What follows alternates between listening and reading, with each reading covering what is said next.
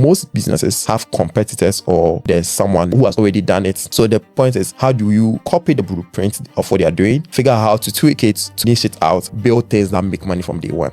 The biggest mistake as a founder you can do as an entrepreneur is not to pay yourself a salary.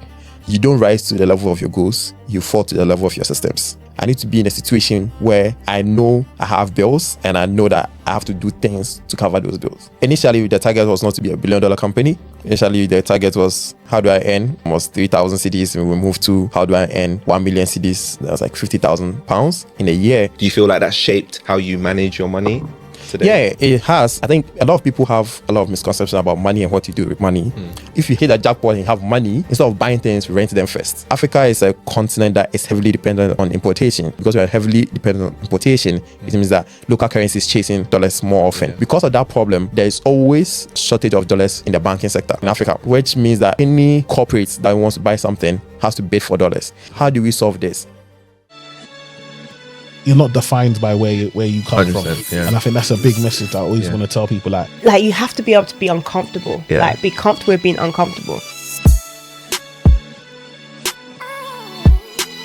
When you grow up in ends, you don't realize it when you're confident, but you have an audacity to do things that ordinarily most people wouldn't be willing to do.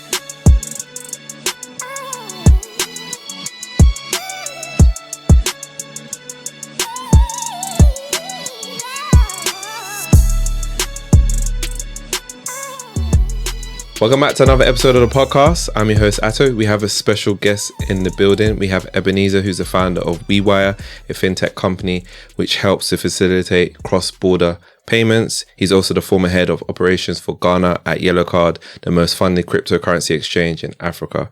Ebenezer, how are you doing today? I'm doing good. I'm a bit stressed because I spent the whole day working in London. So Really? Okay. Tell me about this day. Why has it been such a stressful day for you? Yeah, so I landed in London this morning, 6 a.m. from Nairobi. Spent a day walking around from one meeting to another.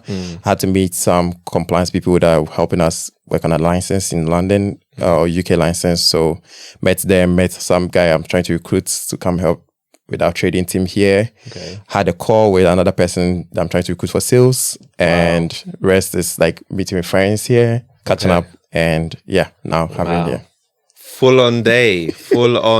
So trying to recruit people, trying to get your licensing done in the UK, and also trying to meet friends in between that. That's interesting. That's very interesting. So obviously, I introduced a part of you. Who would you say Ebenezer is? I think, who is Ebenezer? That's a big question for me because the chill guy that no one knows. So I have two personalities. If you meet me during the day, most people don't call me Ebenezer. They just refer to me as Eben. And if you meet me at night, you call me by my local name, PK, which stands for Parkway C, guy born on a Sunday. I'm a workaholic, I'll say, because I'm almost every time zoned out thinking about work, thinking about things to do. On the weekends, though, I like to have fun. So I like to relax. I like to go out. I like to be with my friends, catch up, watch sports. So yeah, that's Ebenezer. Interesting that you say that you're workaholic. I can attest to that. You're working before we even started having our conversation. You're probably going to be working after. Yeah, because I've been working around all day. So I had to use that time sitting down now, open my laptop and catch up on work and see what's happening in my email and all that. Yeah. And I think, what, sometimes that's just the life of an entrepreneur. Some people don't want to admit it, but I think sometimes there is that level of hard work and sacrifice that is required to kind of get it to, where it's kind of needed. And we're going to have a lot of conversations about that. We're also going to have a few unique perspectives on money as well, because I realized on the podcast, from an entrepreneur's point of view, we don't talk about, how, as an entrepreneur, how do you manage money, right? How do you kind of invest money? I think that's going to be quite interesting for people to know, because I think it's applicable to, all areas of life. But, I want to know a little bit about, your upbringing in Ghana as well. How would you describe your upbringing in Ghana, and how did it shape your perspective on life, business and money? Yeah, I would say my upbringing was good. Was born to both parents still alive. My dad is a civil engineer, self-employed civil engineer. My mom was a teacher. She's retired now, celebrated her 70th birthday a couple of weeks ago. I grew up in a very small town called Bremen. So my mom, because she was a teacher, I grew up with her in a different town, and my dad was living in a different town. So I used to see my dad all on the weekends or when it's vacation and we move to where my dad was. So I have a sister who is 15 years older than me. So we didn't have a good relationship growing up because when I was home, she was in school, boarding school. When she came home, I was in school. So we didn't have that. But growing up as a lonely kid, in quotes, because I was just got to learn a lot of things. My household was like, they didn't care whether you're a boy or a girl. You have to do house chores. You have to be in the kitchen. You have to do everything. So got resourceful from that early age. Then went from primary 6. So we do primary 6, went to a boarding house. So got moved from the town that my mom was in because my dad said, if I stay there, I would not be a good person because I was being a stubborn kid. So they moved me to a boarding house. So from class, in Ghana, we call class 6 or primary 6. I was in a boarding house to junior high, completed junior high. Then senior high, went to a different town to do secondary school. I think that's when I started getting more shaped to be taking my life serious as to what I wanted to do. Then went on to do university to study accounting. And that's my so that's how you got into that. Okay, so you got into like finance. What kind of like prompted like, accounting for you? What was like, oh yeah, I want to really get into accounting? Okay, so I think accounting found me. I didn't say I wanted to be an accountant. I have a funny story here. So growing up, I had an uncle who was in the UK who used to come back home maybe during Christmas or often and bring magazines, car magazines. So when he brings the car magazines, that's what I kind of consume most often. So I used to see a lot of cars, but I fell in love with Range Rover. So I was like, I need to buy a Range Rover. I need this car. Then to be able to afford that car, I asked my parents, hey, how much are you earning? How much are you earning? And try calculating how much they earn and see how much it would take me to afford a car. And I found out that, no, I can't go their path because I couldn't afford that car going their path. So then I started researching online. Back in those days, I just researching online to find out which career can I do to afford that. And I saw petroleum engineer. So after junior high, going to senior high, I was like, okay, I need to study science to be a petroleum engineer to be able to afford a car. But I got into a private school. Instead of the Ghanaian part is you finish school, mostly you go to a public senior high school via placement. But my sister at the time was dating a guy who went to the private school I went to. It's called Cosmo International School. So they bought me the forms, applied, got in. But they said that the science class was full. So if I wanted to be in the school, I needed to do business. So then I went back to my research and said, okay, what can I do? And I said, okay, you can do business because you're able to learn about books. Because if you want to be an entrepreneur, was on the list of people or the list of jobs that you can do to make money to buy a Range Rover. So I was like, okay, let me go learn accounting or learn business because I can then understand books and I'll be an entrepreneur to business. So that's how I found myself. So the Range Rover brought you to this moment. Did you fulfill that dream? Yeah, I mean, I fulfilled it. I have a Range Rover. But then now the vision is bigger now. So the vision is now, okay, we got the Range Rover, it's bigger. You know what? Look, honestly, that's what it's about, right? You have these dreams that fuel you to make you, I guess, feel motivated to get to somewhere. But then actually, because you're young, right? So it makes sense that something like that will motivate you. And I think there's nothing wrong with that motivation because it's driven you to this point. And now, like you say, you've got a bigger vision, which we're going to, talk a little bit about. In terms of like the most important financial lesson that you've learned, what's the most important financial lesson you've learned and how did it change the way you manage money today? I'll say most important financial lesson to me has been that money is not always what you think it is. For me, growing up, I thought like getting money meant I could do whatever I wanted. But then you grow up and you realize that, or you get to certain targets and realize that there's so much more you can do, or so much more that you could do, but you are not there yet. So you kind of figure out like, okay, most people have targets. Okay, if I get 1 million, I'll be okay. When I started WeWire, it's a business that I started as a side hustle so as you mentioned in my introduction, I used to work as an operations manager for Yellow Card in Ghana, so I was managing the operations there. And I started WeWire as a side hustle because I understood numbers, I liked trading, and I saw opportunity where I could make arbitrage trades. So I was making arbitrage trading, trading stable coins against the CD and earning good money then. At the time, my target was 3K CDs in a month would be okay for me. Yeah. Because it's a side hustle. Then I saw a friend of mine make 10K CDs in one day doing the same thing. I was like, how can this guy be making 10K CDs and I'm doing, and my target is 3K? Then I have my target. Okay, if I make 10K in a month, I'm okay. Then it grew to, if I make 1 million in a year doing this as a side hustle, I'll be good. Now, if I make 1 million CDs in a month, that's a bad month. So then money always shifts, and you realize that the goalpost always keeps growing. So you have to find other things to give you fulfillment, not just the money, because then you never hit the goalpost. It's a motivation, but it just changes. Yeah. Okay. I understand what you're saying. That's very interesting. Actually, can you it might not be completely accurate, but how much is 1,000 CDs into like pounds roughly? 1,000 CDs. I think that you can use like 20. So 1,000 is like 50.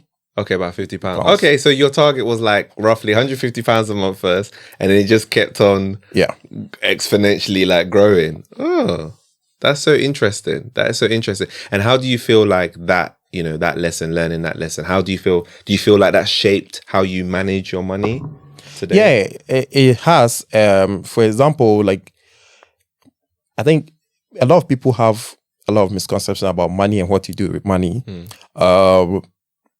People think, okay, the moment I have a bit of money, I need to buy a house, I need to buy a car, I need to buy this, I need to buy that. Yes, it's good. Just today I was having a conversation with a friend. He was saying that if I hit a jackpot, I'm going to do this. I'm going to like, bro, you don't need to do that. If you hit a jackpot and you have money, instead of buying things, rent them first. Because then you won't make dumb decisions with the money. Yeah. Because if it's a house you want to buy, like you live in a very luxurious house, rent it for some months or a year. If you like it, then you buy it. If you don't like it, it's easy to offload and get a new one. Okay. Because then people make the mistake where they get money and it's like you rush to buy everything you wanted growing up. Then you get in there like, nah. That's how people go broke most of the time. So for me like this, I think a lot of people see me and they feel like, this person is supposed to have this money but still living in a one bedroom rented apartment, or this person is supposed to do this, but because people are looking out for status things with money. But again, money buys you a lot of things that it's not just a fiscal things. It buys you freedom, it buys you a lot of things. But for me, I don't think I've gotten there yet because I look at the hierarchy of money and it's like, I'm nowhere near. Okay. That's so interesting. You know what? I've never had somebody on the podcast say, like, rent something first. That is such an interesting... When you said that, I was like, that light bulb switched in my head because I was thinking, you know what? That's actually a good idea. Like, let's say like a supercar. Like a lot of people like supercars. Let's say it's like a Ferrari. Look, a lot of people can't afford a Ferrari. But let's say somebody had the money to get that, right? It's a good point, actually. That could be your goal and say, okay, you want to get it. But actually, if you rent it and then you try it out, maybe the novelty will wear off and then you don't end up spending multi-hundred thousands of pounds because actually, you know what? My itch has been scratched. I don't need to, spend that. That's a very interesting... I like that. That is... But there's stigmatization to that though, where people feel like, I think I live in Dubai and a lot of people... Speaking to a lot of people back home and they say, oh, these people go to Dubai, just rent cars, and it's like, oh, they don't have money, they just rent. I'm like, yeah, if someone is paying $1,000 to rent a car for a day, he has the money. He might not want to own it, but for me, that person is making a smart decision than just buying it. All right. It doesn't mean that because you have money, you have to just buy it. Yeah. Yeah. That's you know what? It's so interesting because I think we're in a owning error. And I think there are some things that make sense to own, and there are other things that maybe don't quite make sense to own, especially if it's like you don't really want it. You know, you got to understand if you need it. Like, it's interesting. Okay, so as we mentioned, right, you was head of operations at Yellow Card, right, prior to you starting.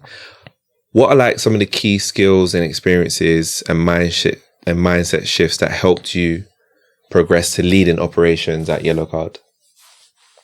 I believe it's my entrepreneurial spirit. I remember doing my interview with the team at Yellow Card. So my first interview was with, so I went through a recruitment interview process. So a recruiter reached out. I reached out. I saw the LinkedIn. A friend sent me the post, reached out, had a call with the recruiter. It was good. Then they booked me a meeting with the team. It was the COO, CMO that were on the call. And because of my entrepreneurship background, I've kind of learned how to pitch myself to people. Because as an entrepreneur, that's the best thing you can do, is pitching yourself to people. People have to believe in you. Yeah. So I remember I joined the interview, pitched myself to them. They liked it. And at some point, I think the CEO was traveling, so he joined the call late and I had to repeat my pitch. So then I went ahead and did that. And because, again, you learn how to pitch yourself, it became consistent. So it's not like you just said things that you didn't, because I had, in the space of 15 minutes, I had to repeat myself twice. Okay, so CMO first and then CEO after. So CMO and COO first. Oh, first, Then the CEO joined the call, so I had to redo it again. Because I remember the thing the COO said is, hey, I like the speech. I want you to, I mentioned the name, Chris, I want you to hear this. I pitched myself again. And most of the things I spoke about was things that were real to myself. So I went in and said, hey, I'm a very entrepreneurial mindset person. I understand the space you are in and understand your challenges. So because it is a crypto exchange, and I've been in that space, doubling the space of crypto since 2017, I understood challenges they could face in the market, and I was telling them more about it. So in my pitch to them, I was telling more about things I could help them do without them asking questions. So I remember that interview process. By the time it got to them even asking me questions, I had kind of narrowed them to where they say an interviewer comes into an interview with questions they want to ask, but because of how I directed the interview, in some sense, I was the one leading the interview instead of them leading the interview. So then they saw the value I was going to bring, and I also made it clear that, hey, I'm a very entrepreneurial, so I don't mind getting scrappy and doing things that will make you things work out for the business and work out for me. Okay, I like that. And you use so many key things. You did so many key activities, should I say, in that space. So, like you said, that you already knew before you even went into that interview what kind of value you brought and how you're going to solve their problems, which is what a lot of companies like. I think if this is a message to anybody, right, interviewing a company or trying to get high up, companies don't want you to they'll want you to tell them their problems, but they want you to also tell you how you're going to solve it. How are you solving my issue? Right? Exactly. That's even better, because if you know how to solve their issues, then you're valuable to them. Yeah. Right? It will shock you how many people I interview for my work now or for my company now that don't take the time to do a lot of research. So then they come in as like, they don't even know what you do in detail. I'm like, you can spend just 30 minutes researching what. It's like some people, you see the research, but it's scrappy research. So they understand fairly, but they don't understand what it's like. Everything is online now. It's easy. You can even actually ask an AI agent, hey, give me a summary of this company. What should I know and all those things before entering an interview. But people don't do that little work. It's like, they just come to defend their CV. Your CV, obviously, whatever is your CV, you've already sent it prior to the interview. So going into the interview is not what you're going to repeat what's on your CV. It's, if you say you're an accountant, how would you solve the problem of that business? So if you are going to account for an oil and gas, what are the nitty-gritties of an oil and gas industry that you as an accountant you do there, and explain those things to the interviewer and say, okay, you might have problems of doing this, there might be pricing issues, there might be this, and this is the value I can bring on board. a lot of people don't do it. Yeah. Look, this is the tips, people. You know, if you want that 6-figure role, this is what you do, right? No, it's the truth. If you solve problem. You know what? I think the more I do both, right? I always say this to people. I do the 9 to 5 and I do the business, obviously, of podcasting. And I think the more that I think about it, especially when I think about the challenges that I have of business, if you flip that, if you're in your 9 to 5 career and you flip that and then you think about, okay, the company I'm working for, what are the biggest problems that they have and how can I kind of solve those problems? And, you know, what are the valuable solutions? You think of it from that way, that's how you're going to get yourself up, you know? Yeah. So, yeah, it's very, very interesting. Here's a hard truth. Being a business owner means constantly fighting against the unpredictable. You can send invoices on time, manage your budget like a pro, and still face cash flow problems when a client drags their feet or an unexpected expense hits. But here's the thing. Smart business owners don't just react to problems, they plan for them. That's why I use Tide's Instant Saver account. While you're chasing down that late payment, the rest of your business funds don't have to sit idle. With up to 4.22% AER Variable, no withdrawal fees, instant access, and FSCS protection up to £85,000, every pound keeps working, and you can open an account with just £1. Right now, Tide is offering a £100 bonus to new members from my community who open and fund a Tide Instant Saver with £5,000 in the first 30 days. Just use the code SAVVYWALLET. Plus, for the first 6 months, you can earn up to 4.22% AER Variable on your business savings. Opening an account takes just 3 steps. Tap the link in the episode description, enter the code SAVVYWALLET, and start making your money work harder for you. New Time members receive up to 4.22% AER Variable. Interest rates are tiered with the top rate for balances over £1 million. New Time members get these rates free for 6 months. After that, your Tide plans rates apply. For the full offer Ts&Cs, visit tide.co/savings. Rate correct as of the 8th of May, 2025. So what was some of the kind of key things that you kind of learned from that role that you did at, you know, operations at Yellow Card? I think the key things I learned are how to work with a group of people, mainly, and how to work with a group of people remotely. Because Yellow Card was still a fully remote team or company. So I got to work with a lot of people in different African countries. At the time I was living, they were available in 16 African countries. So I knew a lot of people from different regions, how to bond with your team online, how to create relationship, how to get people to do the things you want them to do. As I was living, the team in Ghana was just about less than 10, but globally we're about over 100. Okay. So then basically it was running the way where as an operations manager, at some point, if I needed things to be done in the marketing, I needed to speak to people in Nigeria, speak to people in other countries. So learning how to communicate well online and getting your message across easily was a big learning for me, because if you don't communicate well, then you get scrappy results from the other counterparty.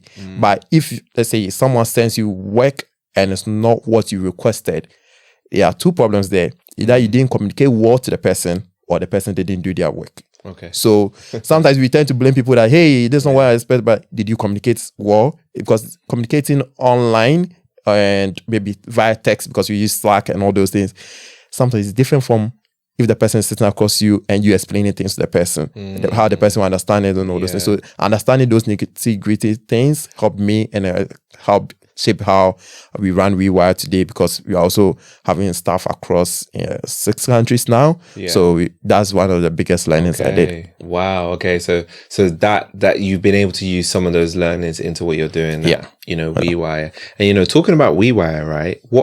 How did that happen? What motivated you to, you know, start WeWire and, you know, start your own cross-border payments company? Yeah. So the motivation was in stages. As I said, in 20, so I was working with Yellow Card, but I used to run my own trading decks where I used to find arbitrage and trade between CD against stable currencies. So stable currencies are, you have USDT, USDC, they are pegged to the dollar. So basically you are trading the dollar, but it's a crypto form of the dollar. And so I was trading that for extra cash for myself. And as time went on, I realized that the volumes I was trading kept growing. So I remember April 2021, I had to say, okay, now let me start recording my transactions or my trades that I'm doing with counterparts so that I know what's inflow. By June that year, I was like, no, I need someone to come and do this because I have a daytime job. So I recruited a colleague of mine. I was like, okay, I know you're good in accounting. I need someone to help me account, to record and all these things. So I recruited him to join on. Couple of weeks or months down the line, it's like, okay, I need someone to come help with the trading. Actually asking people buy here, sell there. So I recruited another person. So up to February 2022, I realized that, hey, I have a team of about 4 or 5 people at the time working for me. I was like, what's going on here? Because the volumes kept growing. So then the question became, okay, how do we turn this into a proper company? Yeah. Because it's like, now we've built a team kind of. How do you turn this into a proper company? Coincidentally, during that period, I realized I started learning more about payments and FX in Africa and the challenges that businesses face with FX in Africa. Okay. So Africa is a continent that is heavily dependent on importation, which means that at any point in time, the balance of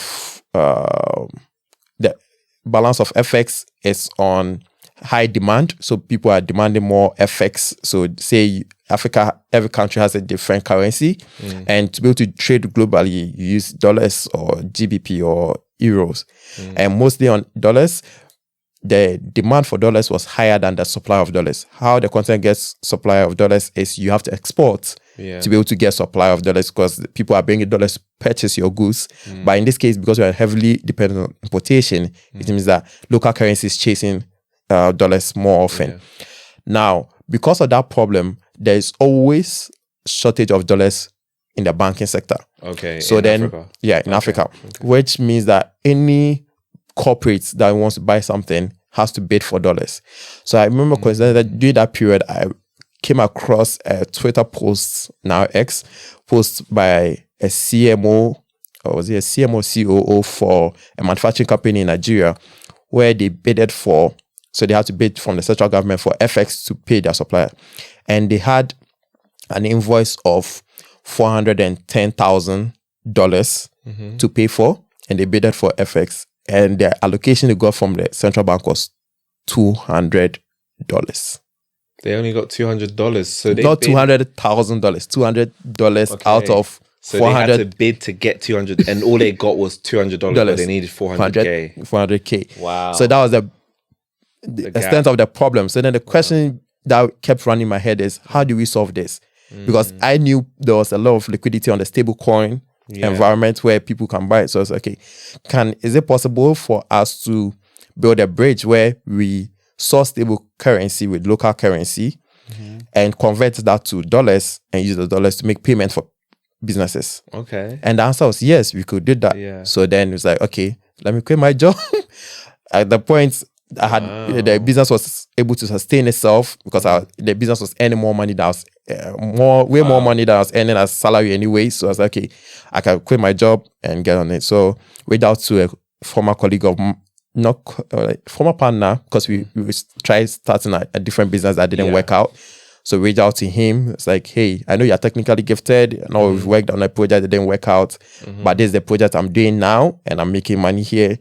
And I believe we can build technical solution on top of this and sell to businesses and make money out of it. So I down, and he was willing to join on board. So that's when my CTO joined in February. And so once he agreed, I just sent him my resignation. And April 2022, we just jumped on it full time. So. Wow, that's so epic. So I just wanted to rewind a bit so it's clear to me and it's clear to the audience, right? So obviously you're saying that there's a shortage of dollars, right? Because obviously, like, you know, Africa is a continent, we import, right? So I understand that part in terms of that.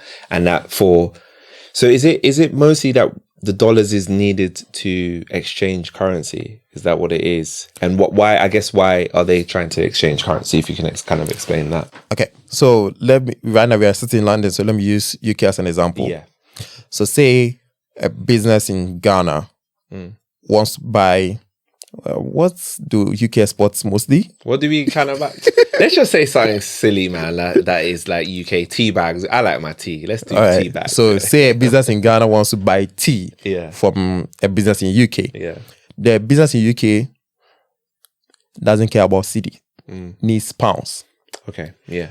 So because it's a supplier-led market, so if you want to come and buy a produce from me, you have to pay me the currency I want. Uh-huh. So then you have to convert your cedis to pounds to pay me Yeah. in the UK. Now, to do that, you have to speak to your bank that, hey, I need to pay XYZ in UK and they need pounds. So take my cedis, give me pounds and wire the money to them. The bank will tell you, okay, at the moment, we have, say, the float of the bank in pounds for that day is, say, 1 million pounds. There are 100 businesses, all with invoices to pay businesses in UK in pounds. So the bank say, okay, to make your payments, we can't get the liquidity for that today. Okay. So probably give us a week or two, we'll be able to come up with the full 1 million you need or full whatever X amount you need to be able to make the payments. Yeah. So that's how, because most, again, back to what I said earlier, Africa heavily depends on importation. Yeah. Okay. We import a lot of things, so which means that at any point in time, we need foreign currency to pay the suppliers of those produce. Okay, that makes sense. Okay, I completely understand that. That completely makes sense. And like, I guess in that situation where you talked about like the tea bags, I guess the problem is that a lot of, these companies, if they want to get the exchange, there's not a lot available. Right? There's not going to be a lot of pounds to purchase a supply of tea bags in the UK. Okay, cool. And then WeWire, how does WeWire, again, just to explain it in layman's terms, how does WeWire kind of facilitates that and helps that company that wants to buy tea bags? Yeah. So how we do that is we use stable currencies as another source of liquidity. Yeah. So if you look at the banks, take the banks today, the only way banks get the liquidity, if I say liquidity, they get the FX or foreign currency to support the payment needs of their customers in, again, let's use stick to Ghana. So how they get it is if the country exports, so people or businesses in the country that exports to markets like the Europe and wherever in the world get paid dollars, that's the inflow that comes into the country. Yeah. So exportation comes with inflow. Now, let me just give some stats here. Last year, Ghana is known for exportation of cocoa. That's one of the biggest exports we have. Netted inflows of about 1.7 billion to the country. The same time, we had remittance flows, netting about 4.5 billion. Okay. So remittance has come to overtake export of gold. Cocoa in this. I think soon might overtake gold as well. I don't know the data for gold, but we see the rise of remittance flows into the continent. Now, some of these remittance flows don't all go through the banking sector.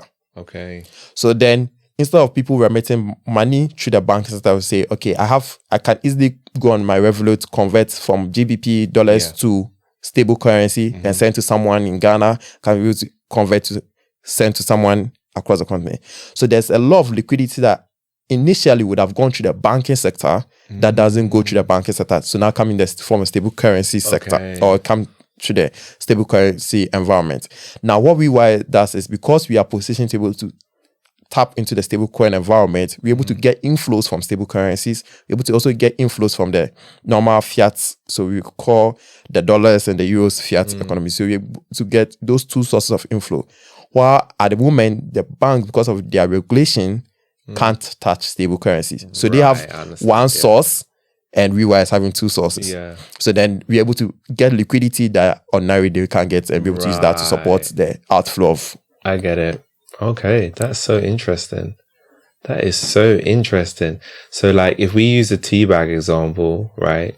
If they need to pay for the currency, right? How would that kind of work in that case, using that real life example? Let's say that, a company in Ghana wants to buy my tea bags. How would, I guess, WeWire kind of help them in that kind of situation, that particular scenario? Okay, so we have two ways we help them. Initially, we start with the first one. I'm going to explain. The second one is what we are currently doing. So the first scenario is the company in Ghana comes to WeWire that, hey, we need to buy tea bags from Ato in UK.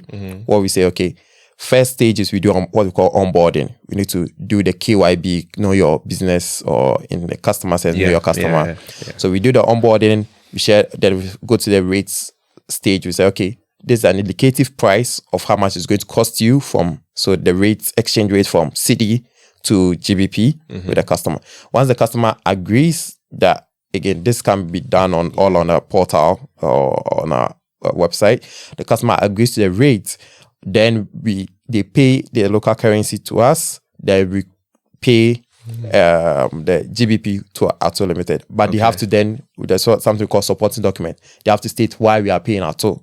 So they have to submit an invoice from them, from Ato to them, stated that you are buying XYZ, you are buying tea bags, cost the amount this, and we made that remittance payment. Yeah. This first flow, the payment will to Ato will see the payment is from WeWire, but it will state somewhere in the payments instruction that it's this customer that is paying Ato. Okay. Now, what we've evolved to do is now we're able to onboard the Ghanaian entity in this case, or the entity that is buying, and issue them accounts. So we issue them dollar, euro, GBP accounts, offshore accounts in their name. So then we can then take their local currency, convert to say GBP, and the GBP sits in their accounts.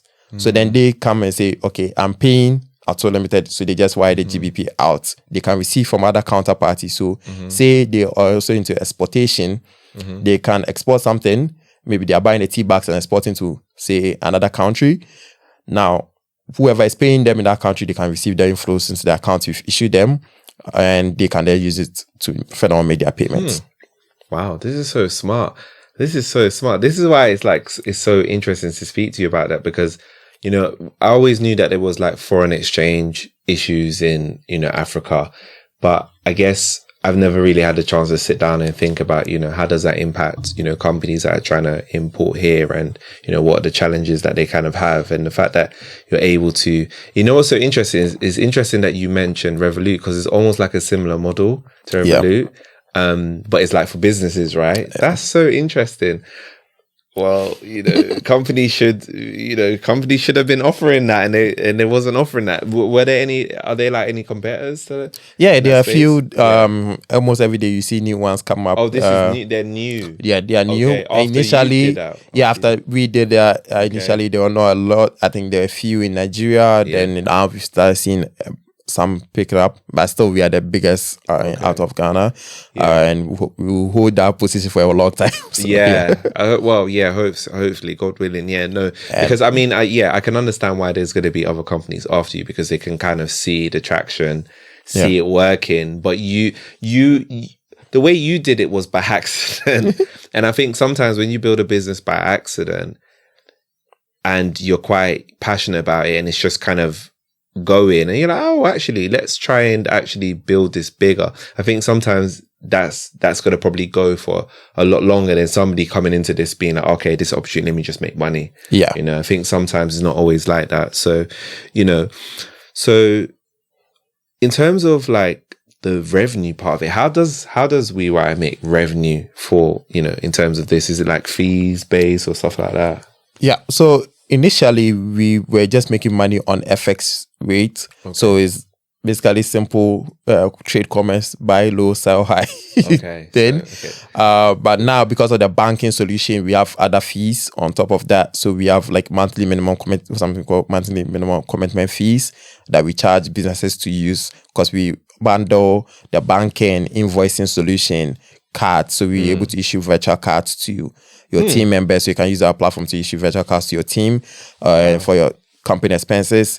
And so the banking, invoicing, card solution, and the payment solution are all bundled together. So they have like a fee on each product. So say if you are issuing a card, it's about $5 to issue the card. We have fees on inflow and payment fees and all those things. Yeah. Wow. And you said you officially started this when, 2021? Officially started in 2022. Wow. Yeah. You've achieved a lot in 3 years. How have you achieved all of this? How have you achieved... This is mind-blowing. How have you got to this point in such a short amount of time? I think we've not even... I think we are moving slow. If I'm speaking to my team, really? I'm like, man, we need to move fast. Slow? Yeah, because it's 3 years. Yeah, but 3 years it took. If you look at like Silicon Valley companies, like I always tell my friends, and I tell some people like, hey, if I was building this company in another market, I might be moving very faster. Yeah, okay. Than we are moving in this market, because again, a lot of the business adoption, in my opinion, business adoption to new things in the part of world we are from is quite slower. People are slower to change. The people are slower to adoption of new technology, new things. So, for example, our platform, getting businesses to jump on the platform and do everything self-service is kind of a pain, because it's not that it's difficult to use. It's that people like to phone people. It's like, I like to phone people and talk to them. Like people would like to phone their banker and say, hey, do this. So that manual shift is kind of slows things a bit for us. And again, because we are dealing with new technology adoption, finding the talent that understands and be able to move things quickly. Because most of our talents are African based as well. So that causes a bit of slowness. But right now, I feel we are fully geared up, because the current state we are, I think that we should be way ahead. But yeah. Okay. I mean, yeah, as a founder, I'm sure that you're always going to be wanting that. But I would like to say that you've done extremely well to get to this point, to say that you've gone from not just facilitating, cross-border payments. Now you're offering banking solutions in 3 years. That's incredible. That's incredible. Well done. That's that's very inspiring to hear, to be honest, that you've been able to do that. I wanted to talk about other notable achievements and other milestones that you feel like you've met with the company that you can share with us.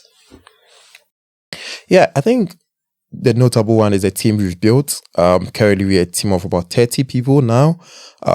This year, probably add about 10 or so people. So the first thing is a team, because you can't achieve everything alone as an entrepreneur. So that's a major achievement. The second will be the kind of licenses that we'll be able to get, and the ones that we are in the process of getting. So just this month, February 1st or so, we got approval for a treasury license in Mauritius. So that's like a good one that's going to help us build different products on top of the product offering we have.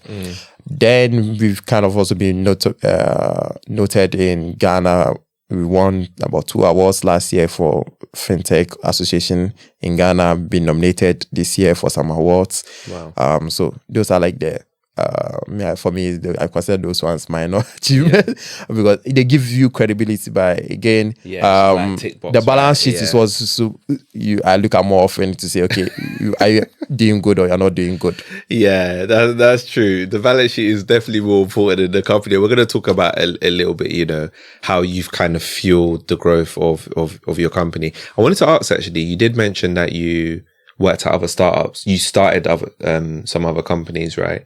Prior, 2 startups, was it? Yeah. So I did 2 different startups. Yeah. The first one was in my uni days. So I went to a university called University of Professional Studies, Accra. At the time, the school had just 1 student hostel. So there was a population size of the student population size and the student hostel, the capacity, the supply was less and the capacity or the demand was way higher. First, second year, I was in the student hostel. They were bidding to get into the student hostel was crazy. You have to stay up late at night trying to get good internet and be the fastest fingers basically gets through the door. Third year, I was not lucky, so I didn't get access to the school hostel. So I needed to go find a private hostel. Then I encountered a problem of identifying what private hostels are around. So decided to build a business out of it. So that business was called HostelMate, listing hostels, private hostels around the school onto a platform where students could just easily book online for private hostels. Did all the mistakes you can do as a founder. Try starting business with friends that didn't have or relate to the problem as you. So I remember the first day I met with my friends, we were like 7. I brought in together like 7 people. So I explained to them, hey, this is a problem. I want us to do business to solve it. They were like, oh, we are here, we are down. Yeah. But then it came to action. Let's go look for the hostels, and no one was showing up. Marketed to no one was showing up. So ended up doing most of the work. I sort of found someone, because I'm not a programmer, I'm from business background, so found a former colleague of mine or friend from junior high who was a programmer, like, hey, paid him, like, can you build a website? He was like, yeah, I could build it. So founded that myself, started working on the hostel listing and all those things. Then we encountered, so we built it and we were able to list about 7 hostels at the time. We couldn't get more hostels. And the problem we got was that a lot of hostels owners didn't want to list on the platform, and realized the reason they didn't want to list was because they were using private properties as hostels, and they didn't want government to know that. So it's like, if you list on the platform, then you're acknowledging they are using your residential property for commercial users. It's not Okay. So then we're not getting traction there, and we tried my marketing. We didn't have I didn't have capital because I was a student and all those things. So yeah, that business eventually failed, and learned my lessons from there, moved on. The second business that's how I met my co-founder and CTO for WeWire now. I was at the time I was working with a different company fresh out of uni called Liquid Financial Services. We're a fintech trying to build solution for individuals, help them get access to high yield savings products. I was doing that, and I formed a relationship with another colleague who was a co-founder for this project, which was called Power Sale. So we both had problems where we bought things from a social commerce store or social entrepreneur where we got scammed in one way or the other. So I remember I bought a sneaker and it came with the wrong size. And after delivery, by the time I checked it, it was the wrong size. And tried calling getting it back. It's like, no, before it depaid, we won't do that. So I was like, okay, how do we build a solution so the idea was build an escrow system for social commerce payments. So instead of we just paying directly, the escrow holds the money and all that. Build that business again. We launched it. I was the one marketing the business, so spent days DMing IG merchants and all those things to use the platform, list their products on our platform and sell is safer and all those things. But I guess we got the fundamentals wrong in that business, or it was too early. I think it was too early because up to today, still that problem has not really been solved. I see a lot of people try to tackle it and the traction is not that great. So myself and Genesis, who was the person we started that project with, saw my current CTO, Desmond, who was also doing something similar or had built something similar. So we were like, let's just combine and do this. So we combined and we were pushing it, but it was not working. So that's the time I got the yellow card role. So I was focusing on the role. Man has to eat, so focusing there. Definitely. So at some point, I think it coincided with the point where I started trading for WeWire and OTC thing. So I was making money there. I was like, okay, this project is not going anywhere. Just step back on it and focused on my daytime role.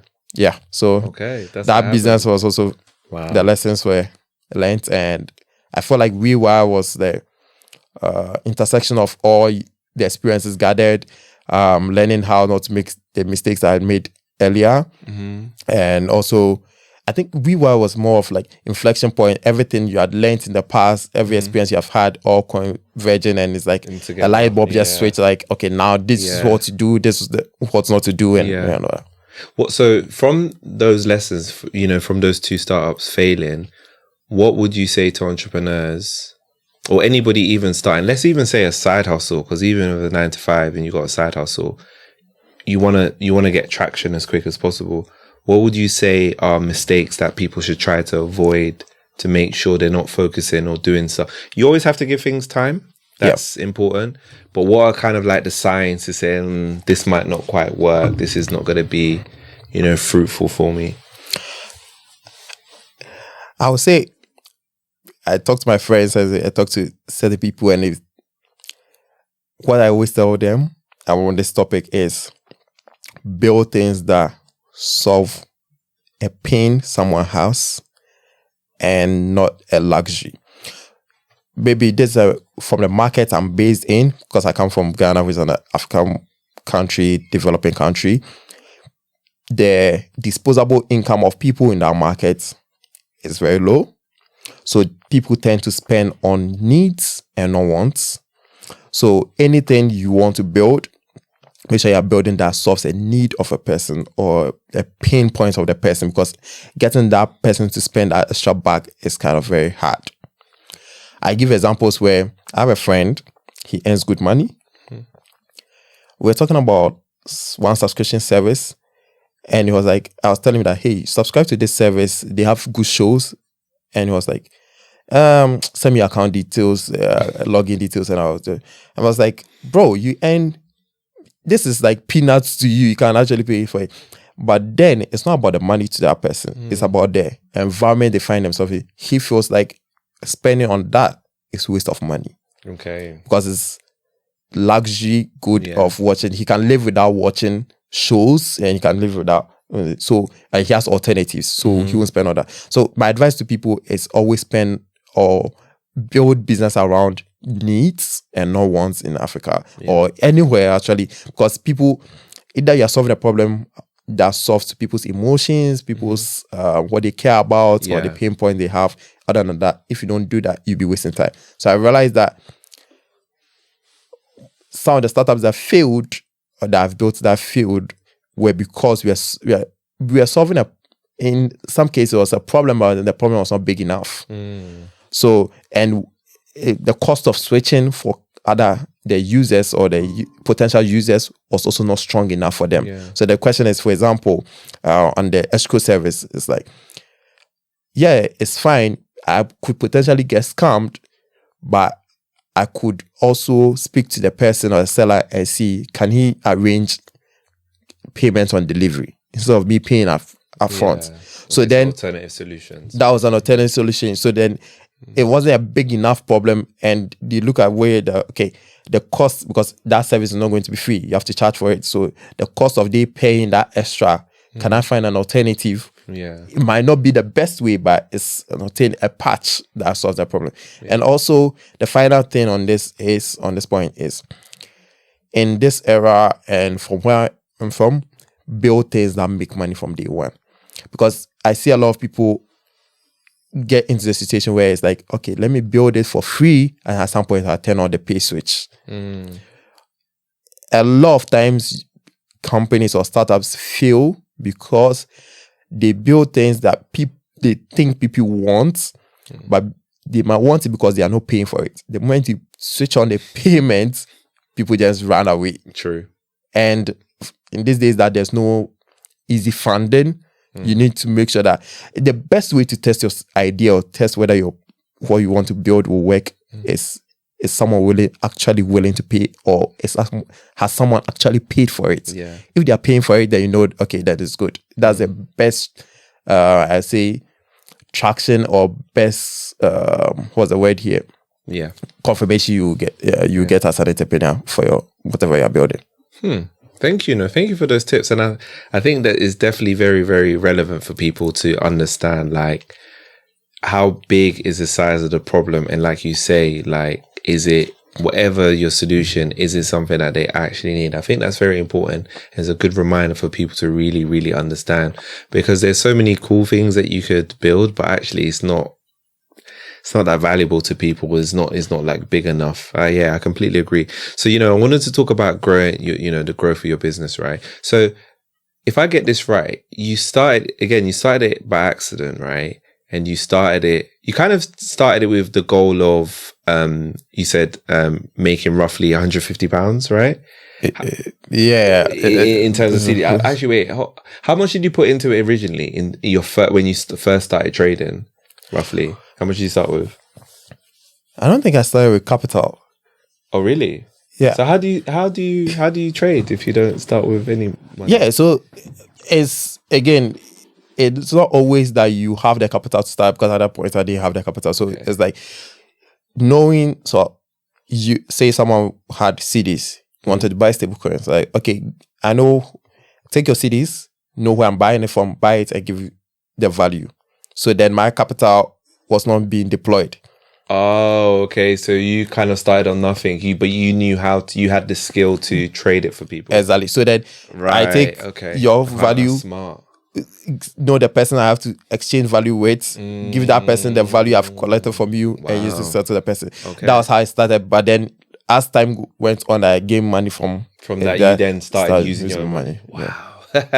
That is a lesson, people, in how you actually start something with no money. Have the skill. Yeah. Because if you have the skill, like you say, somebody's giving your money because they know you can give them a good exchange rate and then you can earn on top of that. Exactly. God, it's no different to, like we talk about sometimes on the podcast, property sourcing. It's no different to that. A lot of people are skeptical of that for their, their reasons, but it's no different. If you got that skill, that valuable skill, then you get the value money. Yeah. So you managed to turn that into a 7-figure business, which is, mind blowing. Yeah, because I remember the early days, at some point, I needed money because I was like, okay, if I have X money, I could do more because the margins I was getting was tighter. I was like, okay, I can get more margin because then I can negotiate well because I have capital. I can pay this person upfront, take that liquidity and be able to take my time with this person, all those things. Wow. But that money was not coming. So it was like, okay, how do you figure your way around it? This current stage of the business, every day I'm like, if I have X amount, we can do more. But we've not gotten that X amount. Yeah. You don't sit down and wait for that X amount to drop on your lap. But you still have to wait, or you still have to find ways of surviving or growing. So that's what we've been doing. Yeah. Yeah. So, obviously from the zero, starting with nothing to building it to a 7-figure business, what fueled that growth? Like, how did you get it to that point, especially in the point of, like, we're talking about 3 years, which is a lot, right? Yeah. So I think we've only received external capital once. We raised, I can share this, 600K in end of, I think that was close the deal. I think the wire came in like first week of December 2022. Mind you, at that point, we had like over 12 staff and the business was already profitable. So that was the only capital we raised to date. And probably now we are looking at considering raising more capital to fuel our growth because we're entering new markets and we need to pay for licenses and all those things. Yeah. So it's been always that mentality of building a profitable business from day one. So we don't, again, it kind of tunes your mind as an entrepreneur on what to do and what not to do. So again, we spend on only essentials. We don't overhire. We don't pay for things that we don't need and all that. So it shapes how you grow the business as opposed to like you had capital sitting on your lap, then you can just afford to spend lavishly and all those things. Yeah. Okay. So you raised some money, right? $600,000, is it? Yeah, $600,000. That was end of 2022. Okay. Yeah. And you managed that. And then in terms of growing to 7 figures, what do you think is the reason for that? What made it get to such a high point for you? Like, what do you think happened that got that? So I think it's about delivery and giving customers good experience. Okay. We've had customers that we started working with day one, still stick to us to today. Even today, one of them was still the transaction going through. I was like, hey, this guy has been here supporting us through. It's about giving value to businesses. We never have done mass marketing or advertisement. We've grown mostly word of mouth. Sometimes I get people buzz me like, hey, this person referred your company to me and I want to do this. Like, all right, good. So that is a good reputation that once you have that, you're able to gradually grow. As well as investing in the right things. So we are in the payment space, so you have to make sure that you're investing in compliance because it's a big part of the operations or a big part of the business. You make sure that, because if you are not compliant, you can do things that will crumple the whole business in just one day. So we have to invest in that. Make sure that we are hiring people that do those checks and balances. Invest in treasury solutions or invest in treasury, making sure that you are tracking funds correctly in the company and all that. So those are the things that we've done that kind of made us grow and sustain that growth. Wow. It's just giving good customer experience. Wow. You know what I want to ask you, right? And this is interesting. A lot of people kind of, let me say many people kind of believe that to get to 7 figures, you need to have that rich mindset or millionaire mindset, right? Can you kind of delve into that a little bit for us? Do you think that's true, that you have to have the mindset to believe that you can earn, or you as a founder can earn 7 figures, 8 figures, whatever the figure is, right? And, you know, if you do believe that's true, what kind of mindset shift did you do that kind of helped you with that? So my mind, I'll say the mindset has always to be there. If at the beginning I was talking about my motivation was, how do I get a car? So then you have to set certain targets and figure out how do you then achieve those targets. Because the thing is, if you just leave it to the whim that, hey, I don't care what I'm doing, I'm just vibing and all those things, obviously you won't know what level or how to. For me, always I was talking to some friends and I was telling them about my experience where, like, every time I put myself in some financial situation, I tend to figure things out. So let's say, growing from school, I remember I had to work with the Liquid Financial, which was the first company I worked with. Quickly, I realized that I need to move out from my stay with my sister at the time. I was like, I need to move out. Not because I was not comfortable where I was, but it's like, I need to be in a situation where I know I have bills and I know that I have to do things to cover those bills. So then I put myself like, okay, I want something. I remember quite just last year, I was like, I need to lose weight so that I can buy myself a gift to reward myself. Okay. Because I wanted some watch. I was like, I won't just go buy the watch. Yeah. I need to put a tax that I need to achieve to do that. So the same way as earning money is like, okay, every year we set our target for the year with the team. Okay, there's a target we want to achieve. Then the question becomes, how do we achieve that? So the moment you start asking yourself how. So if you say you want to achieve 1 million, for example, it will dictate the things you have to do to achieve the 1 million. But if you don't have any targets in mind, you won't know what to do, because then you can be earning revenue. Because, for example, you can have a team come to you that, oh yeah, we earned $1,000 this month. Yeah, it's good. You've earned money. But the question is, that money impacts whatever operation you are doing. Yeah. So I've constantly have to be telling my team right now, or we constantly sit down and say, okay, now, initially we were X number of people. We've grown to X number of people now, which means that we need more now than we needed before. Yeah. So this is the new target. So it's constant growth. And for me, it's how we want to build $1 billion company. So how do we get to $1 billion company? Vision. Love it. Yeah. I'm here for it. No, so, sorry, I interrupt you. Continue, please. Yeah, so for us, the target is, how do you build $1 billion company in the next 2 to 3 years? So that the question is, what do we have to do to get ourselves to that level? We don't have to think about the same things we are doing to get to the first million, or the things we are doing to get to the first 10 million, whatever. You have to, the vision has to change, and the products have to change, or the customer offering, or the customers you target has to change. So for us at the moment, it's like, okay, which customers can we target that takes us to that vision? So then that informed, okay, let's go get a license here, let's start up in this market, and now let's start targeting XYZ customers, because those XYZ customers will give us XYZ value, and that will drive the growth of the business into this level. Excellent. That's all I can say. Excellent. And as you're saying everything you're saying, I'm just having all the light bulbs, and I'm just thinking, because whenever we have these conversations, right, you know, I like to have the conversation with different people, because I think we can all learn from different people. And, you know, I hope the listeners are able to apply this to, you know, whatever situation.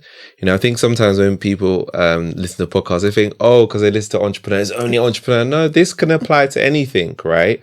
It's exactly what you're saying, right? Like, if you don't have a target, how do you know what you need to do to get a target? Yeah.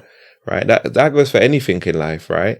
If you don't have a target of losing weight, why would you lose weight? How would you know what steps you're going to do to lose weight, right? If you want to make $1 million, but you don't have the target $1 million, how are you going to get there, right? You don't know what the steps are. You don't know what day-to-day activities you do. You haven't even worked backwards to calculate how you can get there, right? So I think it's very, very important. And I think it's important for people to sit down and understand, you know, what it takes to get to, because there are steps, like the lessons are in all of this stuff. There are steps to get to wherever you need to get to. Somebody's got there, but you have to just think about, like, setting it first as a goal, and then what are the steps to actually get there, right? And I think not enough people think about, actually, what is it that I'm trying to kind of, achieve. So you mentioned $1 billion company, right? So is that where you are, you said the next few years, so that's where you want to kind of get to the next few years, right?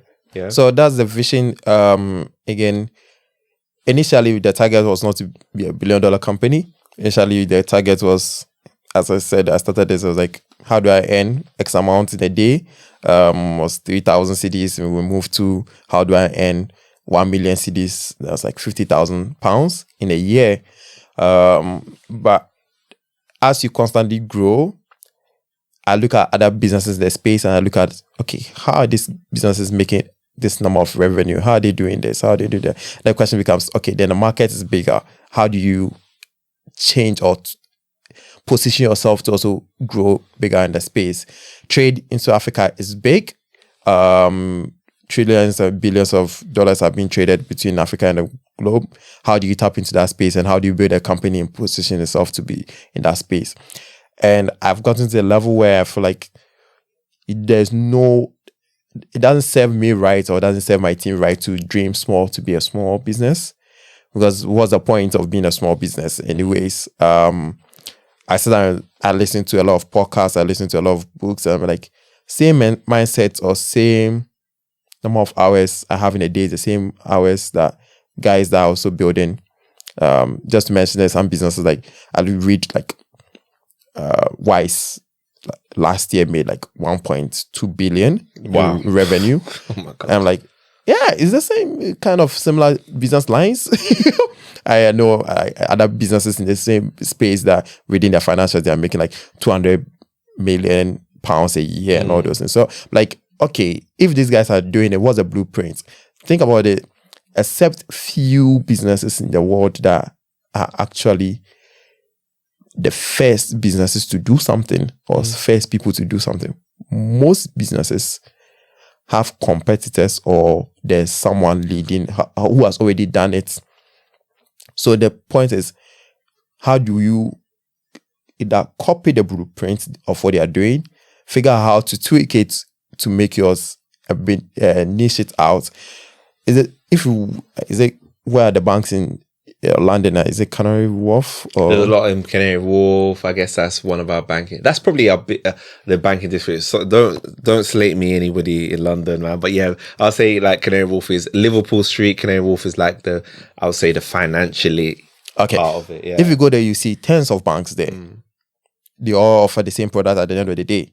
True. But they are all making big bucks. So the question that I had to go through that reflection points and say, okay, what we are offering, there are different businesses, not maybe in Ghana, not maybe in Nigeria, maybe in London, in Hong Kong, doing similar things.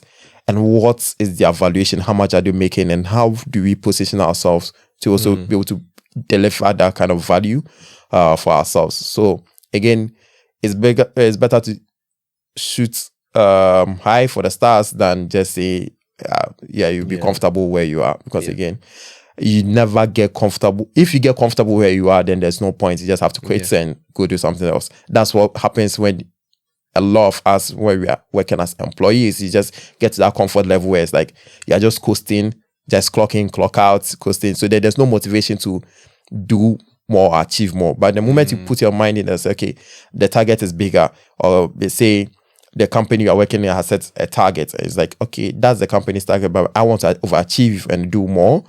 Then you push yourself to a limit where you get to find more things about yourself and get to see that you can actually do things that you didn't know you could actually do. Yeah. And it's so important. I do wish you luck. I'm looking forward to seeing how, it turns out in the next few years. Okay, so you want to, get to $1 billion. In terms of the market, how many markets do you want to kind of get to as well? Okay, so it's not just get to $1 billion. I think my goal is to run $1 billion fund. That's like my ambitious goal, to run $1 billion fund that provides liquidity for trading across Africa currencies and G3s or global currencies.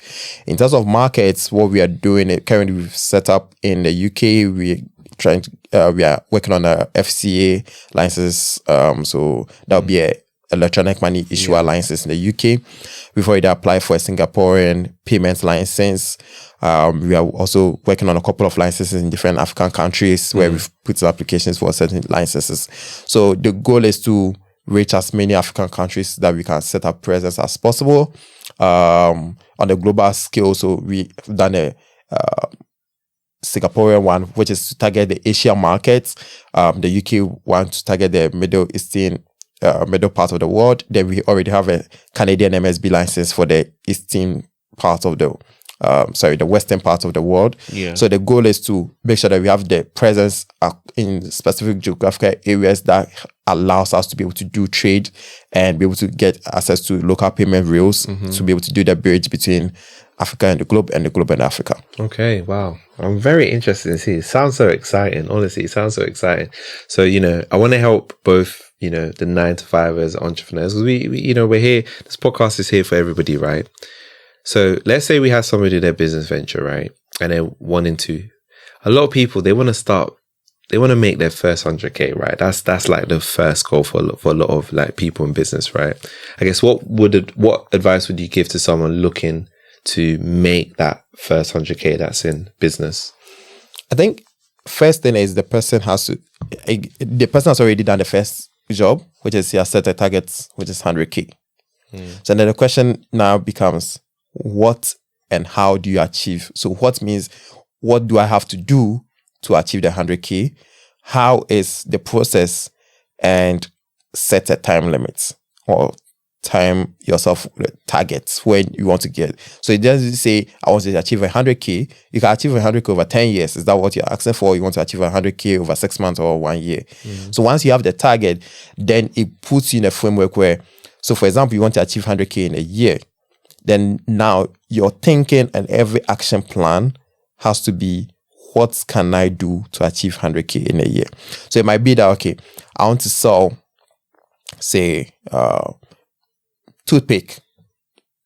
And the question becomes, how many toothpick do I have to sell to make 100K in a year?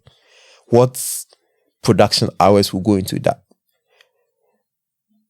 Then the questions become, those line of questions that I feel that is like, okay, do I put in the time to produce toothpicks to sell to get 100K? Or it might be that I'll have to sell, let's say, a luxury shirt to people, resell luxury shirts. I'll buy cheap and resell to someone at a higher price. But because of the value, say I'm buying at £1,000 and I'm selling for 1,005. Yeah. So then how many shares do I have to sell to make the 100K? So once you do that, you'll be able to eliminate things that might seem as a good idea, but are not financially tied to your goal. Yeah. They're able to focus on the things that are financially tied to your goal. Because a lot of times you realize that you start chasing things that, this is a good idea, let me go after this. But then it might take you longer to achieve that goal. So then the question becomes, you are thinking in terms of metrics, eliminate everything that doesn't allow you to achieve your goal within the time frame you set for yourself, and just focus on the things that allows you to achieve your goal. Okay, that's interesting. I like that, because let me just give an example. Like when starting WeWire, a lot of people ask me like, why are you not doing retail? So WeWire is B2B focus. A lot of people ask, why are you not doing retail? I'm like, yeah, it's not that we don't want to serve retail market. We can serve retail market, but the question is that our financial targets and where we want it to be is like, for us to hit those numbers, again, we are revenue driven. We are not looking at number of customers. If we are looking at number of customers and probably trying to sell to VCs, venture capitalists, that, hey, we have 1 million users, you have X users, we would have gone that route. But the question became, we were focused on the number of revenue. So in retail, realize that to be able to get those same revenues, we need to sell to more people. Or more, we have to get more users to be able to get to that revenue number. And the question became, what is the cost that goes into acquiring those users, as opposed to the cost which goes into acquiring businesses as the customers? Then the decision was quite simple. It takes a bit more money to convert one single business, but once you convert that business, the revenue from that business is much higher than revenue from, say, 5,000 users in Africa. That on paper, that's what it is. Wow. So then we were able to focus and like, okay, let's build something, focusing on businesses, and be able to create experience and be able to hit our financial targets faster. Okay. Wow. Thank you so much. Like, it's really like, I think this is so insightful for people to kind of understand and focus on. I like the whole think about your target, what the steps you need to do, and then eliminate everything that doesn't get you closer to that. Because I think that's what it is. You could spend, I know this might sound like a bit crude, but sometimes as an entrepreneur, you do have to be a bit militant. It's not nice, but if you can't afford to, unfortunately, at the start, to waste time. You've got to kind of be militant as much as you can to get to your financial targets. And then maybe in the future, I'm not saying you ease off the gas, maybe you could do a bit more exploratory stuff. Yeah. Where you don't have much resources, you have to try to be like as militant as you can. Okay, so if we switch over to the other side, right? For the people, you know, in a 9 to 5, of course, you've had like great success in your corporate career. Like we mentioned, you work for operations, you know, at cryptocurrency exchange. So let's say someone in a 9 to 5 job, they also want to make this 6-figure or even 7 figures. There's people making, you know, all ranges, right? What steps could they start to building wealth on the side whilst focusing on their career? Because that's what you kind of did as well. Yeah, I think, again, it's all delivering value, understanding the business you work with. So I see this across a lot of people, and as a manager now, where people work and they don't really understand their value to the company. It's like, okay, they say that I should do this, or this job description says I should do A, B, C, and D. So that's what they are sticking to, and they don't really understand what's the vision of the company. How do I deliver value to this company? How do I think I read this book years ago, like I was a kid probably then. It's like how to be the CEO of like everything you do. That having that mentality of a CEO mentality in your employment kind of shapes you and helps you grow faster. I think I probably had like in the space of 1 year, I had like 4 salary increases working working there. And it's all because of the value I was delivering, understanding the business, where the business direction was, and be able to deliver value to the company. This is someone who had a side hustle. If I was thinking like a normal employee who is just coasting, like, okay, I have a side hustle. Let me focus on my side hustle. Let me forget about the business. Let me just clock in, clock out, and not deliver value. But the question is, if I took that business or that position as my own business, how do I want to run it? Yeah. And that's what I was delivering.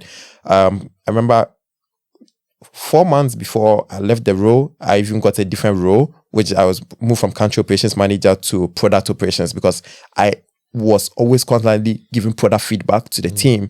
That the COO was like, hey, I need you to come work in the product team, help us drive new products that we can deliver to customers and all those things. So my advice to every 9 to 5 is, yes, do things that makes the company CEO or your managers recognize your value, and you'll be rewarded for that value. Okay. Because for me, if I see any employee or any staff of mine delivering value as over what the job description is, I see them as a star, and I want to like push them to do more. Okay. So then you get compensated to do more. So it might not be that you, again, it all depends on the revenue of the company, what the status of the company is, and all those things. A company that is making $1 million or 2 cannot pay you maybe $500,000, because that's not what they are making. So, but again, you'll be much appreciated, and you will find fulfillment in what you do if you are taking that business on your own. Again, if you're a star, it might be that you use that as a jumping step to another career. So you might be working at a company, that company cannot pay you as to the value you are delivering, but you delivering that value make other people recognize you and say, hey, let's go pick this person and offer this person this amount of value. Because maybe that company cannot pay you the value you want. You want to maybe earn 6 figures and you're not earning it. Another company can pick you up and pay you 6 figures because you know the value you're bringing. Amazing. So, and what I like about that is like you show your value, but also kind of recognize your own value, and then have the conversation and say, this is what I'm delivering. This is why we keep on saying this, right? Because if you're delivering this, right, And I think for companies, if you're able to recognize your value, I think they could get worried because they know, oh, this person could leave. So Exactly. maybe we'll, and if you recognize your value, you also understand, I'm underpaid, so maybe I can go somewhere else. And then you can articulate what you've done for your current company. And then it's an easier sell as well. Oh, yeah, see, look, so many gems in this conversation. So I also wanted to ask this because it's something that I've been thinking about, especially as I think that when we, on the podcast, we talk about building wealth, but we never really talked about, okay, as a founder, how do we build wealth? We build these 7 figures, these businesses, but what are the kind of different strategies? So I guess for you, right, how do you plan to scale your wealth into the millions, and what are the strategies that you're focusing on to achieve that goal? So for me, I'll say as a founder, you don't make money on salary. So again, it's about share that you own in your business you are building. So then the question is, how do you increase the value of that shares that you have in the business? What exit opportunities are you aiming to get liquid? Because as a founder, most of your net worth is tied to the business.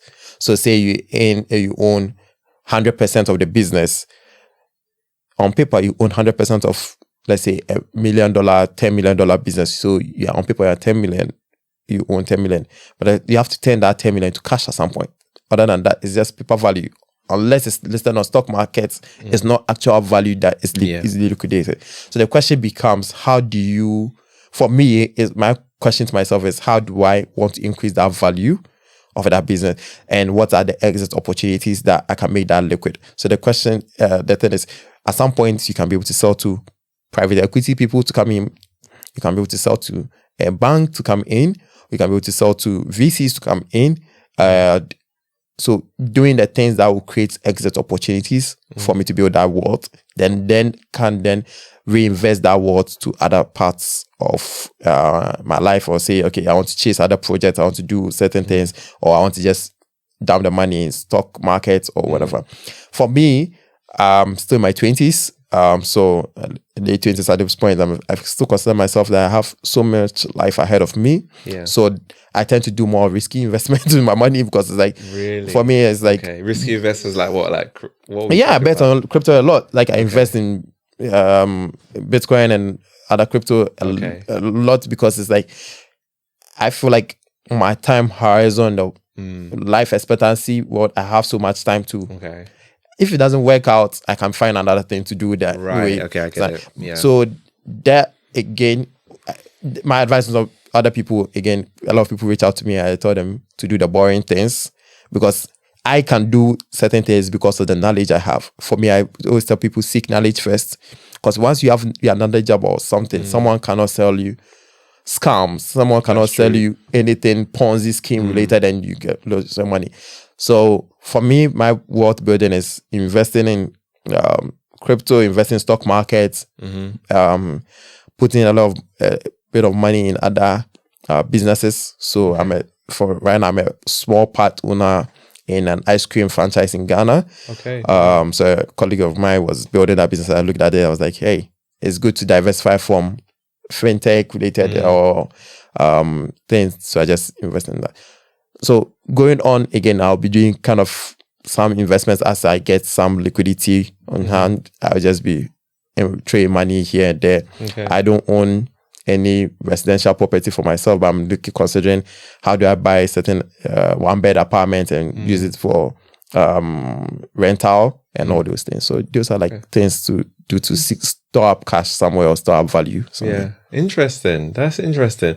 Okay, so if I got this right, like I understand, as a company founder, did you say you're not paying yourself a salary at the moment? No, I pay myself a salary, but I can't wake up and pay myself $1 million. You're not paying yourself. So you pay yourself a salary. You do pay yourself a salary, but it's not $1 million.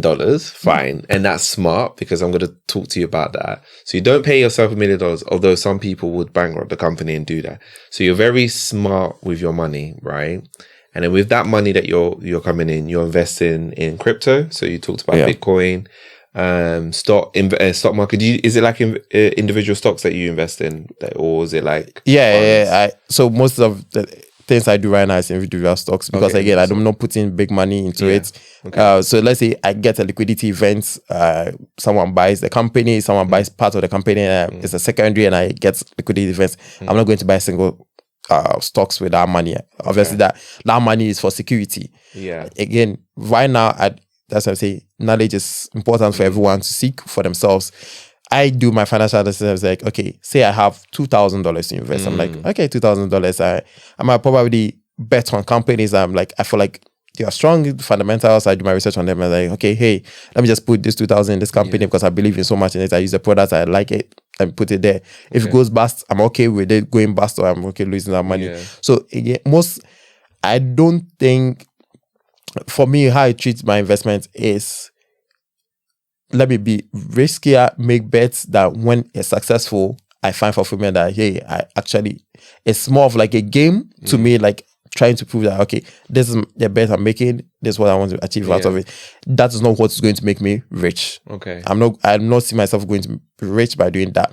But in case I have a liquidity event and I have large sum of cash and I want to invest for security, that's investment for security, I'm obviously buying S&P 500 or buying a part of this thing. I'm not going to invest in single stocks or single stuff like that. So it depends on yourself, assess yourself, which stage you are and where you want to put money. Again, I keep some money in cash because I don't know when I might need, in the case of emergency, you need some cash as well. So then that will fall on.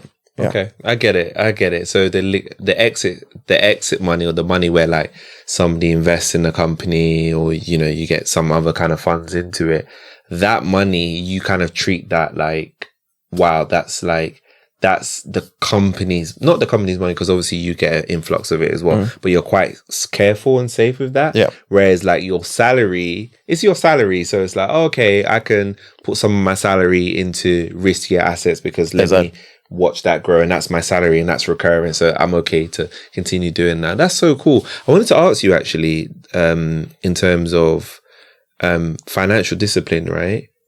So how do you make sure to stay disciplined, especially when your company is generating 7 figures, right? Some people might see that and be like, ooh, might be tempted to go and buy the crazy car, the crazy apartment, live a lavish life, and then their company's bankrupt. We've seen this many times. How do you kind of stay disciplined? Because what I'm trying to get here is like to help people stay financially disciplined as well. So it's all about structures in place. Having like a board, having structures in place that keeps you disciplined in terms of like what you can take. Again, the first thing is about even paying yourself salary. The biggest mistake as a founder you can do or entrepreneur is not to pay yourself a salary. Because then you don't know how much of the company you have to take for yourself. Because if you are not paying yourself, it's like, okay, hey, I need this company. You dip into a company pairs to buy it. Oh, I feel like buying myself XYZ. You dip into a company. But if you're paying yourself, then it's like, okay, the discipline, okay, this amount of money I have, this is what I can spend on, this is what I can't spend on all those things. So that's like the ways of keeping yourself in check, and also having like a board and other people that you account to. So we do audited financials every year since 2021. We've been doing that. So again, there are processes that keeps you in check. I remember this past weekend, I was with a couple of founders, and one person said something that kind of related well to me. It's like, you don't rise to the level of your goals, you fall to the level of your systems. So whatever systems you have is at the level you will be. So if you want to grow higher, make sure that you have systems in place that support you, that growth. Important. It's so important. It's so important because, at the end of the day, right, like you say, I like the fact of the salary because that's the discipline. It makes you say, okay, this is the money. I kind of liken it to, let me not call budgeting, but let me call it financial plan. I kind of liken it to like, okay, when you get your salary coming in, this is the money that I'm going to have for fun. Yeah. Right. You apportion that, and then you focus it on that. This is the money I'm going to have for, saving and investing. And then that keeps you kind of disciplined because you know where everything goes. And it's no different. This is why we all need to have these financial skills, because they work in so many different like settings. That's so cool. And in terms of like, like some of the strategies for even saving and investing, can you talk to us about some that's kind of like worked for you as well? Yeah, for me, saving, I think, please don't take my advice, but I've been aggressive. So yeah, not financial advice. Yeah, not financial advice, but yeah, I've been aggressive with my investing in parts. I think got into crypto like 2017. So like kind of went to down the rabbit hole, like invested a lot of, like any money I get, I put in that market. I'm someone that I can lose market money trading and I'm okay with it, but there's this meme where it's like, if I'm supposed to buy something like clothes with that money, I feel like I'm wasting that money instead. So that's my thing. But again, because I have an accounting background and I know where to strike the balance. So I have different pots. So I divide my salary and my income, where a portion goes to investing, a portion goes to saving. Saving means that I'm not risking that money. That money doesn't have to go into anything that is risky. Sometimes people feel like I'm buying a stock, I'm saving the money. No, you're not. That money is being risked. Although, even if you buy S&P 500, it's not savings. You've invested in S&P 500 can go down. So that money still can lose value as and when you need it. It's better you just keeping it in cash, which people have their own terms around it. Yeah. But yeah, knowing the ways to split it kind of position you financially good. A lot of times people come to you and like, hey, you're the CEO of this company. I need this help. Can you give me this amount of money? The first time I'm telling you is like, myself and the company, two separate individuals. Legally, we are separate. Fiscally, we are separate. So don't think that anything you see as the business is me. Yeah. Personally, I'm broke. The company might have money, but personally, I'm broke. Personally, I'm broke.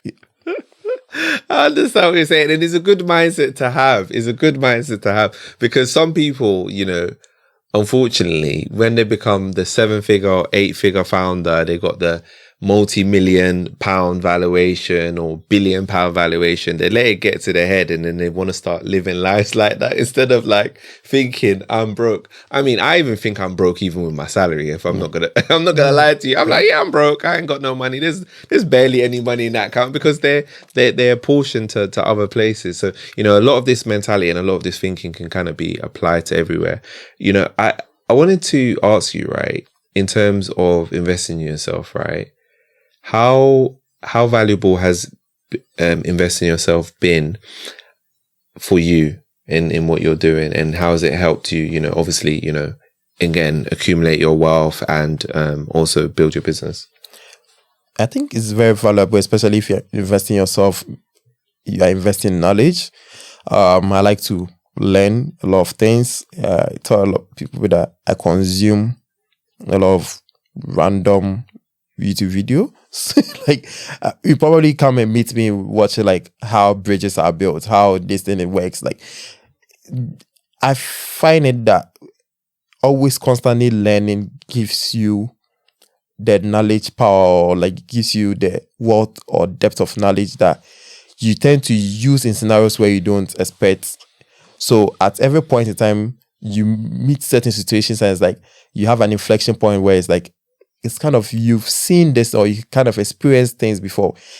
You might not have, but you might have consumed it either through reading a book, or listening to a podcast, listening to like how someone did something, and you figuring out that learning from it kind of help you to figure out other things. So I invest in a lot of books. I read, probably spend time flying, listening to different books that currently the one I'm listening to is about like company takeovers, like Barbarians at the Gate. It was an interesting book. Like that sometimes you're not building certain things in that limelight, but it kind of help you solve different problems that you might be having. It's like, so I always tell people constantly learn, constantly improve yourself, read things things that are not even in your industry. Just read them for reading's sake, or find things interesting, because that's the way you tend to get yourself in a situation where it becomes, how do I put this? For example, a lot of what is true luck, but you don't get lucky if you're not prepared for that situation. So, for example, if, say, which was a good scenario, say you meet a billionaire, let me say, walking down the street, who can help you. And you have a conversation with the person, and say you are talking about something that both he finds interesting, or both of you find interesting, that might totally not be related. And the person goes like, yeah, I've been thinking about this. I'm actually looking to fund like projects in this space. That is luck meeting opportunity, that right there. So if you are not prepared and you are not knowledgeable about that, opportunities or the luck scenarios come in our life every day, but it's just that you've not prepared yourself, so you don't find that situation. For me, it's the same thing where I was, before the yellow card role, I was working in traditional fintech, but the person who sent me the yellow card role was like, knew me that, hey, you are someone who work in the crypto, like who is interested about the crypto space and all those things. So sent me like to say, hey, check this out, because I know you'll be good for it. So that was the luck part of it coming in, but I was prepared for that situation. So if I wasn't prepared, that would just drive by.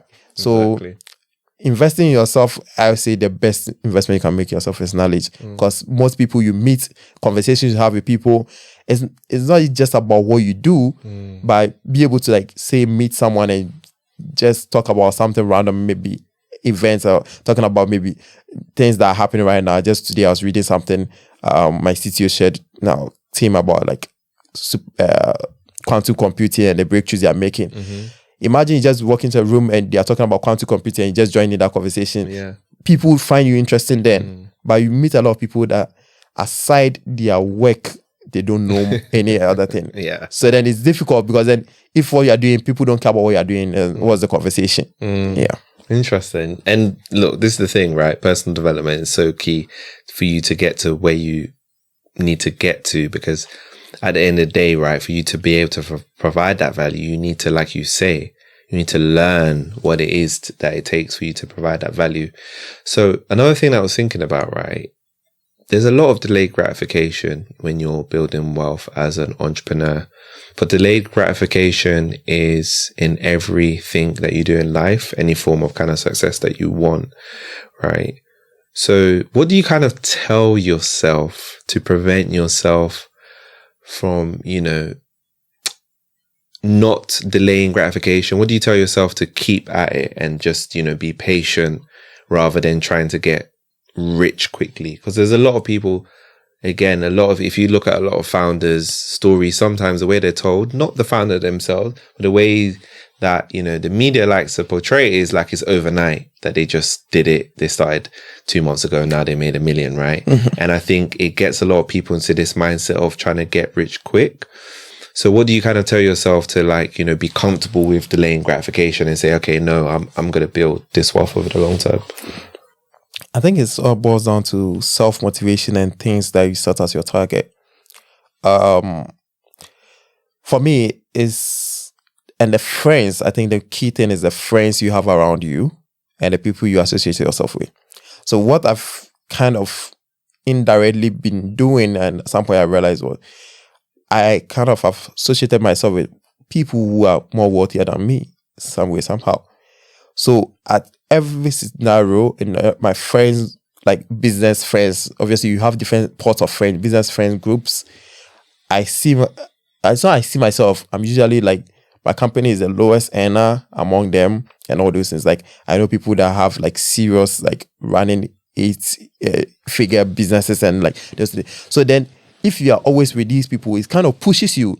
So there's no way where you feel successful, because it's like the moment you try to feel like you've made it, you look at the next person like, damn, like you have to go harder. That's one of the reasons that motivated me to like make the move to Dubai. One of the reasons, like anytime I'm there, I feel and so unfulfilled that I've not done enough. Because I'm like, I see people and I meet people and I'm like, how are they able to live this lifestyle? How are they able to achieve this? Because then the question becomes, like, people set targets of making like $1 million. $1 million is not money. Like, you can literally spend $1 million in a day. That is not wealth. Like, any amount you can spend in a day is not like wealth. Like, there's difference between like being rich and having wealth. So then, if you surround yourself with like people that are overachievers, you tend to be motivated to also do more, because then the question becomes that you've not done enough. And sometimes when I look at some of my friends, like, sometimes I look at myself and I'm like, I probably spend more than this guy spends. I'm like, why is that? And he has more money than me. Why am I spending more than him?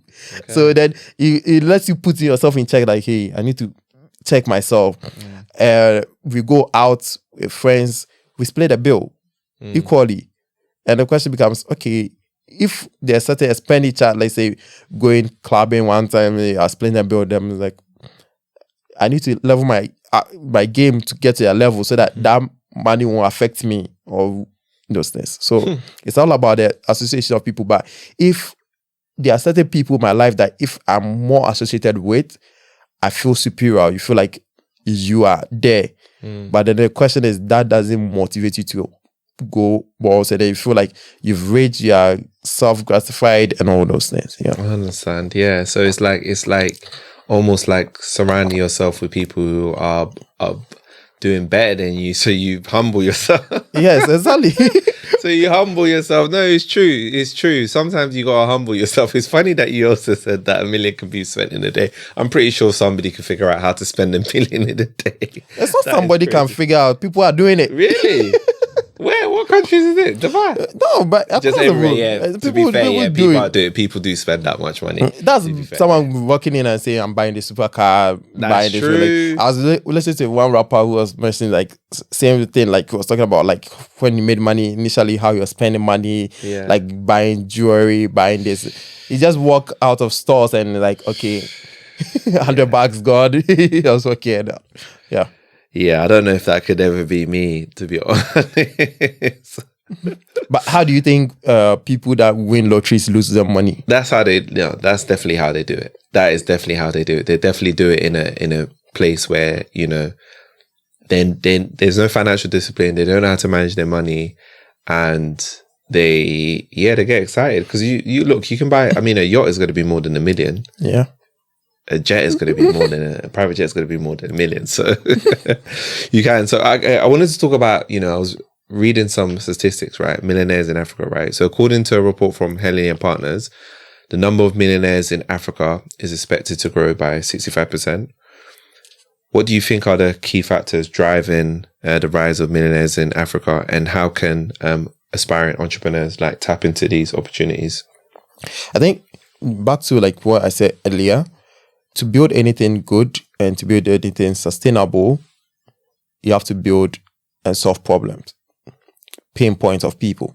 And I feel like Africa has a lot of problems, has a lot of pain points of the people, of the citizens, that if you're able to find solutions to them, you end up making money. So that is, and we are in the space where there's technology advancements. So like, for me, I tell people like there's massive space or there's massive opportunity in agriculture where you can go apply technology, a lot of technical advancements to agriculture in Africa and make a lot of money, because most things are not being processed. Raw materials are leaving the continent. So there's a lot of industrialization that can be done to make money, because again, there's a lot of problems. Yeah. Once you're able to find solutions to those problems, you inherently become richer by doing that. Just recently, I think in Forbes said Dangote has doubled his net worth, and he doubled his net worth by establishing refinery. So that establishment of refinery has pushed his net worth to like 23 billion now. Wow. So this is someone who was already a billionaire, found another problem, built a solution for it, and that has driven the growth of his network up. So again, there will be more people who identify problems, or people who are in 9 to 5 that will find problems and like, okay, how do I go build this solution to this problem? The bigger the problem, the more money you make from building that solution. So yeah, Africa is ripe to grow, and I think that growth is going to continue for a very long time. Yeah, and long way to continue. I'm looking forward to seeing, what cool solutions like yours, coming out of Africa and just really helping to solve a lot of the problems there. I think it's going to be so interesting. Thank you so much for this conversation, Ebenezer. It's been a great conversation. It's a lot of light bulb moments. I know it's been very valuable as well for the audience. Where can people find you if they want to, reach out to you if they've got like questions? So you can find me on social media. My handles are usually _IAMPK, IAMPKAY, or you can just email me, eben@wewire.com. And yeah, happy to find the time to have a conversation. Wow, I mean, giving out your email and people are going to email you, that's what it's about, right? We're trying to share knowledge here. We're trying to help people as much as possible. I think it's very interesting because sometimes, no matter what you're trying to do, when you're trying to, cut out from the crowd, it can be a lonely place sometimes, it's the truth, right? It can be a bit lonely. And sometimes you seek those, answers to certain questions. You also seek inspiration from like what other people are doing. Say, is this actually possible? And I think it is possible. You just need to get yourself into the kind of mind frame. I kind of wanted to end on 2 questions. Obviously, we normally have our final words, but for you, right, in those times where you've had challenging times, what did you kind of do to motivate yourself to overcome those challenging times?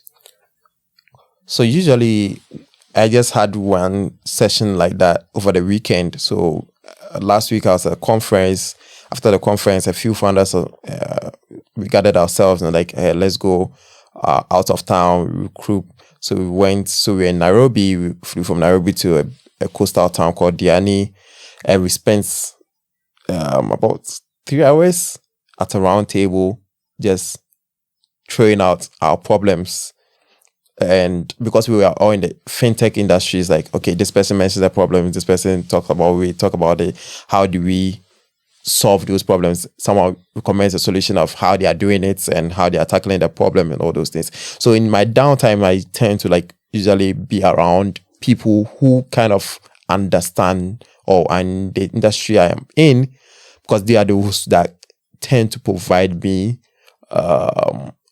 understand your pain or understand my pain in that situation and be able to provide me like comforting in maybe sharing it. So there are times where you lose money and you I'm speaking to someone, it's like, oh, we lost X money. I'm like, oh, I think mine is like, I should just be happy mine is this small and someone is losing way bigger. Again, it gives you some relief and as opposed to like knowing who to discuss your problems with. Like sometimes like I have some friends that like they see my mood change or like what's happening, what's wrong. It's not that I don't want to discuss with them, but it's like talking to them, I won't get the feedback or I won't get the solution I want from them. So then so knowing who to talk to at what time. So I think it's therapeutic just calling someone who understands your problem and say, hey, this is what I'm facing. What solution can you help me out with?